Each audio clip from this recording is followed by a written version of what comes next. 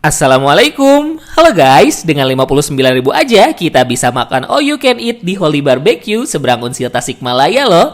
Tempatnya luas, ada di lantai 2, Bakso Japri. Ini tuh cabang kelima Holy Barbecue. Outlet lainnya ada di Cirebon, Kuningan, Indramayu, dan Majalengka. Selain all you can eat, ada juga menu paketan. Saya pilih yang paket D. Dapat daging 600 gram dan ditimbang di hadapan kita. Dagingnya sudah dimarinasi, jadi bumbunya sudah meresap. Dapat beef slice, wagyu cube, dan dragon karubi. Dengan 135.000 bisa untuk 4-6 orang, sudah free daun selada, bawang bombay, dan cabai.